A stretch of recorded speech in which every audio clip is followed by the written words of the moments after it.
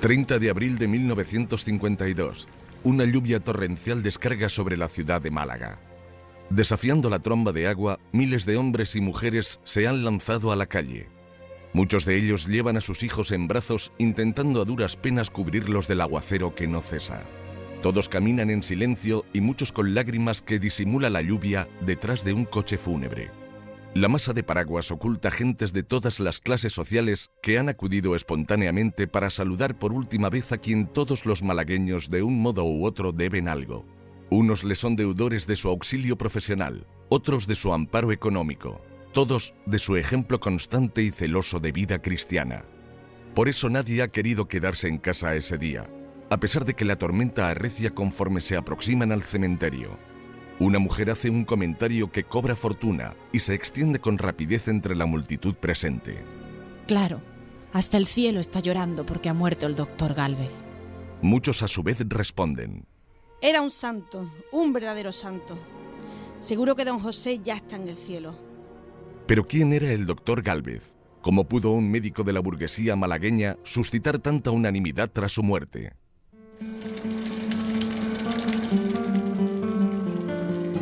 En los jardines de la Catedral de Málaga, tras un busto suyo de bronce, podemos leer la siguiente inscripción. Al doctor Gálvez Ginachero, insigne malagueño que consagró su vida al servicio de España, de la ciencia y de la caridad cristiana.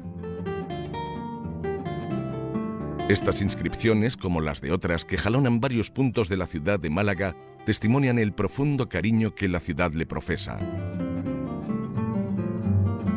Málaga, donde vivió y murió, donde hizo tanto bien a lo largo de su dilatada vida, es testigo de su fama de santidad, que movió en 2006 a la apertura formal de su proceso de beatificación, cuyos trámites previos se habían iniciado ya en 1993.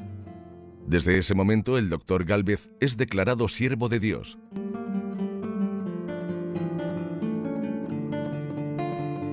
Pues como delegado de la causa de los santos, me alegra muchísimo que se reavive la investigación sobre las virtudes heroicas, la santidad de don José Gálvez Ginachero.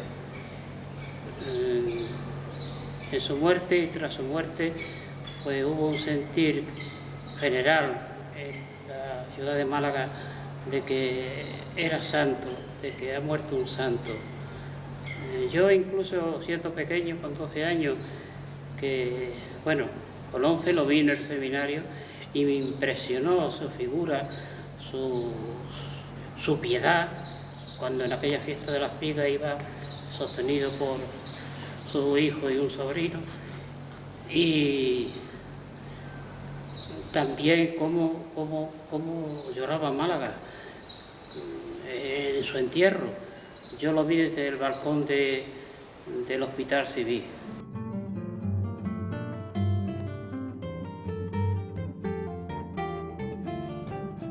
Y con este proceso, la Iglesia diocesana investiga en profundidad su vida y su obra.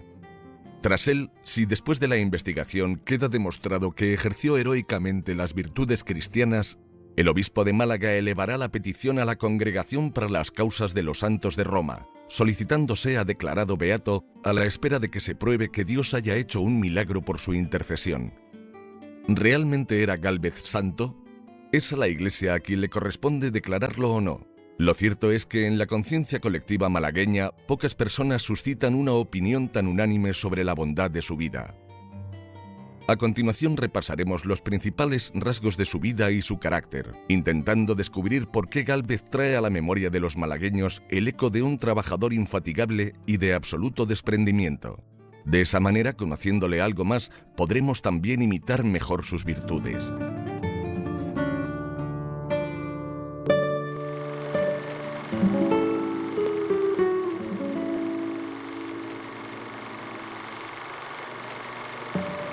José Gálvez Ginachero nació en Málaga en 1866.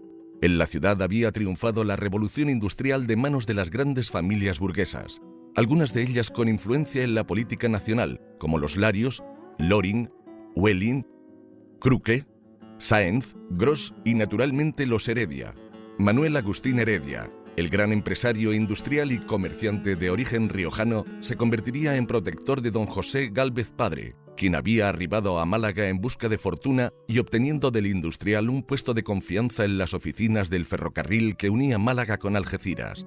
Posteriormente llegaría a convertirse en apoderado de los hijos de don Manuel Agustín. Ricardo, casado con Isabel Loring, y Amalia, casada con Jorge Loring.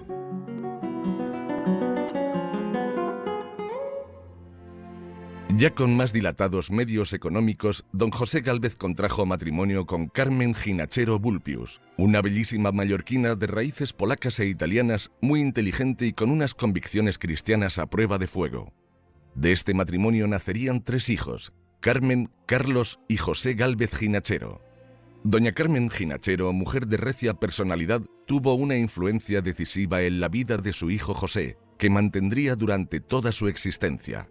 Su propia vocación de médico y particularmente de ginecólogo obedece en buena medida a los consejos de su madre, por quien don José sentía auténtica adoración. Gálvez ni fue jesuita, aunque tuvo una primera idea de ser jesuita, ni de arquitecto, sino de médico y médico de ginecólogo, porque la madre estaba muy afectada por cómo morían muchas madres al tener su hijo o después de haber tenido su hijo. En efecto, si la primera inquietud de José Gálvez Ginachero fue la del sacerdocio, siguiendo los pasos de su hermano Carlos, que ingresó en la Compañía de Jesús, fue justamente su madre quien le orientó al estudio de la medicina, convenciéndole de que se trataba de una carrera donde fácilmente podría servir al prójimo atendiendo a los hermanos enfermos. Por ello, tras estudiar sus primeras letras en el Colegio de San Rafael de Calle Comedias y obtener el bachillerato con la calificación de sobresaliente, ingresó con tan solo 15 años en la Facultad de Medicina de Granada.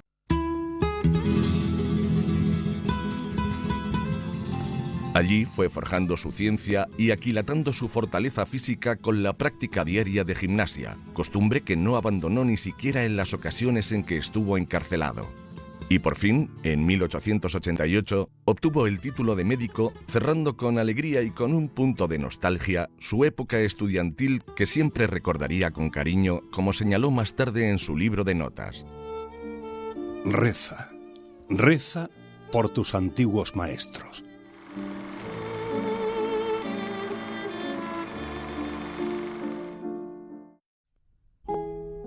Cursó el doctorado en Madrid en el Instituto Rubio del Hospital de la Princesa y comenzó a enfocar su tesis y su especialidad en la otorrinolaringología.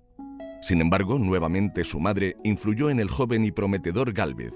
El propio don José refería que, conversando un día con mi madre sobre de qué forma podría ser más útil a mis semejantes, ella me hizo notar el enorme número de parturientas que entonces morían. Bastó esta observación para cambiar radicalmente y orientarme a la obstetricia y la ginecología, dedicándome a ellas con ardor. Elegida definitivamente la especialidad, marchó a París a ampliar sus estudios. Allí, en la clínica Baudeloc, con Farabeuf y Barnier, y más tarde en Berlín, con Martin, Olshausen y Bert, aprendió las más avanzadas técnicas quirúrgicas de la época, introduciendo asimismo a su regreso a España los conceptos entonces novedosos de la esterilización y la asepsia, gracias a lo cual puede decirse que salvó innumerables vidas que de otro modo se hubieran perdido por los irremediables procesos infecciosos. Algunos de sus colegas en ocasiones se burlaban con un punto de envidia de su obsesión por las técnicas asépticas que introdujo. Gálvez opera igual que nosotros, no hace nada nuevo. La única diferencia que hay es que él se lava las manos antes de operar y nosotros después.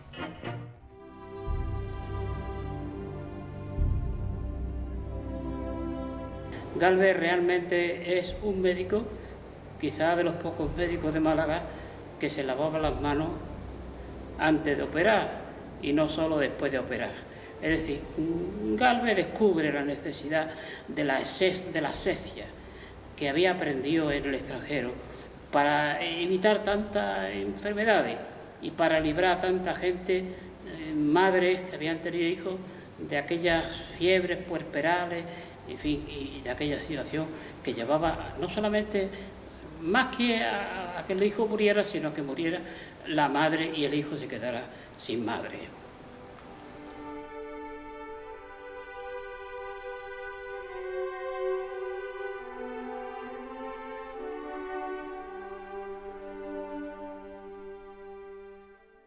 En 1893 ingresó como médico de obstetricia del Hospital Civil, donde llegaría a ejercer durante 58 años de su vida. Allí, escribiendo de su propia mano las historias clínicas y atendiendo además de las operaciones las más sencillas curas y exploraciones de sus enfermas, impregnó su labor profesional con la entrega más absoluta y el cuidado más cariñoso hacia sus pacientes. Llegó a dormir innumerables noches en las propias dependencias del hospital para poder atender a enfermas que necesitaban de cuidados continuos o inmediatos, sirviéndole de cama un arcón bajo que había en un pequeño cuarto, y allí, en este duro e incómodo lecho, reposaba las horas que podía. Llegó a registrar 150.000 visitas, según acreditan los libros del centro. Pero no solo se preocupaba del estado físico de sus pacientes, sino, movido por sus recias convicciones católicas, también de su salud espiritual. Con exquisito tacto, recomendaba a las enfermas que convenía que arreglasen sus problemas espirituales, exhortándolas a que confiasen la salud de sus almas a algún sacerdote. Durante las operaciones, reza por las almas de los que están operando. Reza sin cesar. El Señor oye ciertamente a los que le piden con perseverancia. En definitiva, se preocupó de todos y cada uno de sus pacientes, viendo en ellos al mismo Jesús herido y traspasado. Así diría su íntimo colaborador, el doctor Diego Narbona. Don José ha sido un tratado de moral médica viviente, donde el cumplimiento del deber llevado hasta el grado heroico triunfa en todas sus páginas. Nos ha dado un ejemplo silencioso de ver al hermano que hay en el prójimo, de cómo tenemos que tratar los enfermos y de la paciencia con que ha sabido escuchar y aliviar sus necesidades. El prólogo del libro de su vida fue escrito por el mismo Dios, ya que no es otro que las normas de moral cristiana que él nos enseñó y que don José ha sabido cumplir con rara perfección. La extraordinaria actividad de don José y el trato humanísimo a sus enfermos comenzarían pronto a traspasar las fronteras de Málaga. Las recomendaciones de sus pacientes de la burguesía malagueña con vínculos en Madrid le fueron proporcionando una clientela cada vez más numerosa en la corte, donde a través de la marquesa de Silvela llegaría a conocer a la reina María Cristina, esposa del rey Alfonso XII, que le dispensó su admiración y sincero afecto. Precisamente la marquesa de Silvela pertenecía a la Junta de Damas Protectoras de la Inclusa existente en la calle Mesón de Paredes, que por entonces no era más que un refugio de embarazadas solteras con estadísticas aterradoras de mortalidad. En una visita que giró al vetusto y casi ruinoso recinto, don José quedó hondamente impresionado por el estado deplorable de aquella pseudoclínica. Inmediatamente transmitió a la marquesa y a la reina el proyecto, entonces prácticamente un sueño, de convertir aquel refugio en una casa de maternidad moderna, provista de los medios más avanzados de su época, al estilo de las existentes en otros países de Europa y en los Estados Unidos. Aquel proyecto, iniciado en 1904, se convertiría tras 20 años de agotadores esfuerzos en la modélica Casa de Salud de Santa Cristina, emplazada en un solar de 6.000 metros de la calle O'Donnell. Don José, sin cuyo esfuerzo personal y económico nunca hubiera sido realidad, fue nombrado director del centro.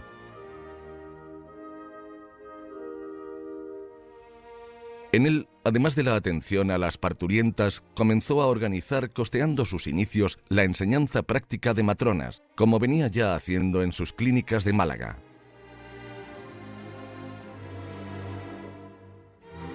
Generaciones de matronas se formarían en aquella escuela, que pronto obtuvo el reconocimiento de escuela oficial, con lo que pudo multiplicar a través de sus cientos de alumnas el buen hacer que venía practicando personalmente en su incansable labor clínica.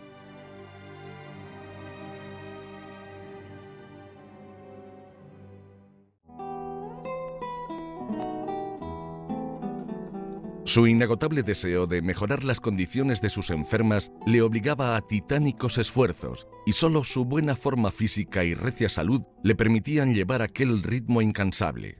Dividía sus jornadas con rigor y simplicidad germánicas en 3 sectores de 8 horas, uno dedicado al trabajo, otro a la oración y a la práctica cristiana, y otro al descanso. Apenas se permitía ningún esparcimiento, y solo la lectura de algunos clásicos como Quevedo, Fray Luis de Granada y Cervantes le apartaban de su celo profesional. Fue precisamente trabajando como conocería a la que se convertiría en su esposa, doña María Moll San Pelayo. Doña María había acudido a interesarse por el estado de salud de una costurera por la que sentía gran afecto y que iba a ser intervenida en breve por don José. Aquella enferma que, a pesar de su gravedad, conseguiría una total curación tras la exitosa intervención de don José, sirvió para que se conocieran y se enamoraran.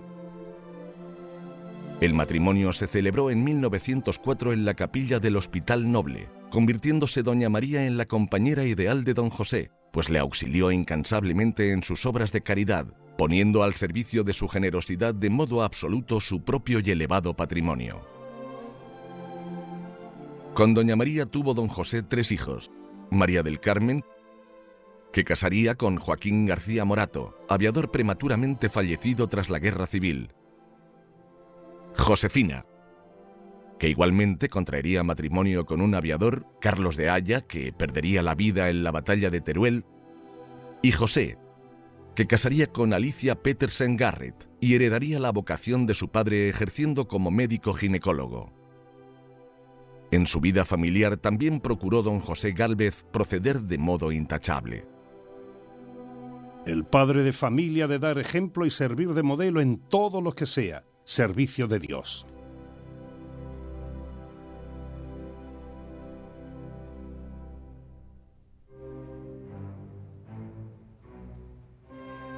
El buen hacer del doctor Gálvez no se limitó al ámbito de su profesión médica. En 1923, durante la dictadura de Primo de Rivera, fue propuesto para ser alcalde de Málaga. Primo de Rivera propugnaba para las alcaldías a personas alejadas de las facciones políticas, independientes, con fama de moralidad y bien significados socialmente. Gálvez era, por tanto, el candidato idóneo. Muchos días tardó en aceptar. No lo dudo. Me niego porque ese no es mi oficio. Solo tras insistentes gestiones del entonces gobernador militar, don José Gálvez acabó aceptando la designación. Durante los 2 años y medio que presidió el ayuntamiento, consagró a la ciudad su salud, su tiempo y su dinero. Cuando tomó posesión, el ayuntamiento estaba prácticamente sin liquidez. Según el arqueo de la caja municipal, el efectivo se limitaba a 1.269 pesetas. Pero sobreponiéndose a las circunstancias, comenzó su programa de ambiciosos proyectos para los que muchas veces aportó su propio dinero. Se procuró el asesoramiento de don Rafael Benjumea, conde Guadalhorce, cuyo título nobiliario provenía del pantano que supo llevar a término; de don Leopoldo Werner, autor de las obras de ampliación del puerto; y de don Manuel Jiménez Lombardo, realizador del pantano del Agujero. Con su consejo ejecutó durante su mandato un ambicioso proyecto de saneamiento y sanidad pública. Se ejecutaron las obras de la red de alcantarillado. Se mejoró y acondicionó la traída de aguas de Torremolinos para el abastecimiento de la capital y se abrió la Alameda al tráfico rodado. Se adquirieron los terrenos del que sería después el Campamento Benítez y se instituyeron nuevas escuelas y dispensarios en la capital. Se inició la asistencia sanatorial en las playas de Torremolinos, se intensificó el servicio de policía urbana y se inauguraron las escuelas del Ave María en Huelin. Gálvez nunca buscó la política, pero la política le buscó a él, y lo buscó a él cuando hacía falta personas que sirvieran, se entregaran al pueblo y que justamente respondieran a los problemas que tenía el pueblo. Los problemas de la cometida de agua, problemas de escuelas, problemas de residencias de asilo, problemas de... Gálvez es un hombre que responde sin dejar su profesión, que va respondiendo a los problemas que tenía Málaga. La intensidad de su gestión solo pudo llevarse a efecto gracias a sus desvelos continuos, supliendo él mismo la escasez endémica de fondos municipales. Durante su mandato atendería a cientos de peticionarios con un auxilio en forma de vale contra la caja del ayuntamiento. Al cesar su gestión, liquidó los vales con su propio dinero en cuantía de varios cientos de miles de pesetas, cantidad elevadísima para la época. Con justeza sería nombrado de inmediato tras su renuncia alcalde honorario de Málaga. El Cabildo, en sesión plenaria, así lo acordó, haciéndose constar que puso toda su buena voluntad e inteligencia al servicio de los intereses de Málaga, sacrificándose moral y materialmente en el desempeño de su cargo. Su buen hacer y honradez como médico y como alcalde no le impidió, antes al contrario, ejercer su compromiso como cristiano de modo intenso y excelente. Reconocía en cada enfermo y con especial intensidad en los leprosos a los que visitaba semanalmente para compartir la celebración de la Eucaristía a un hermano hijo de Dios y hermano en Cristo, digno de los mayores cuidados y desvelos por el hecho desgraciado de haber perdido la salud. Y si todo el saber médico le parecía poco, cuando se trataba de asistir a un pobre, unía a su actuación profesional el ejercicio de la caridad.